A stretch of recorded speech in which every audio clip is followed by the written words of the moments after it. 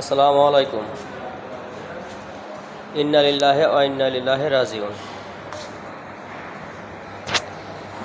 বেগম খালেদা জিয়া আমাদের মাঝে আর নেই। বেগম খালেদা জিয়ার জানাজায় যেই পরিমাণ মানুষের গণজোয়ার হয়েছে, আলহামদুলিল্লাহ। তবে একটা প্রশ্ন আমার মনে জাগে,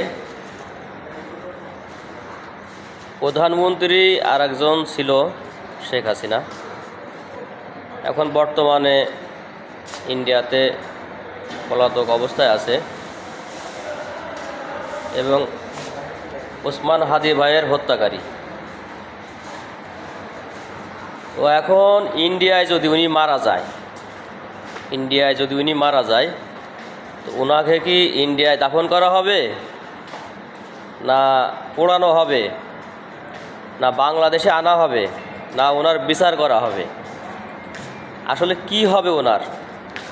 আর আমার মনে হয় না এখন বাংলাদেশ আওয়ামী লীগ নিষিদ্ধ, ছাত্রলীগ নিষিদ্ধ, তো এদের নেতা কর্মীরাও তো আসতে পারবে না। তো আসলে কি করা হবে? আমি কিন্তু অনেক কনফিউজ এই বিষয়টা নিয়ে চিন্তা করতে করতে।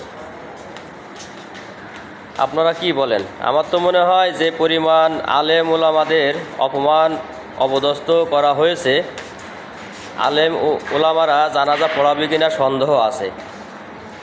যদি কোনো টাউট বাটপার তার দলের অন্তর্ভুক্ত হয়ে থাকে টাকা খেয়ে, সে হয়তো করলেও করতে পারে। তারপরেও তো আওয়ামী লীগ আগে বিচার হবে, তারপরে তো জানাজার কাজ সম্পন্ন করা হবে, তাই না? তো এইগুলো নিয়ে আসলে আমি অনেক চিন্তিত যে আসলে কি হবে। এটা বাংলাদেশের আইন বিভাগ বা বিচার বিভাগই ভালো জানে, এবং বাংলাদেশের যারা সরকার ওই মুহূর্তে থাকবে তারাই এটা ভালো বলতে পারবে। তো এতটুকুই বলার ছিল। আর জানাজায় মানুষ হবে, তো হইলেও কারা হবে? আজকে দেখেন মিজানুর রহমান আজহারীকে বলা হয়েছিল সাহস থাকলে বাংলাদেশে আয়, আর এখন মিজানুর রহমান আজহারী বাংলাদেশে এসে বেগম খালেদা জিয়ার জানাজার খাটিয়া কাঁধে নিয়ে যাচ্ছে।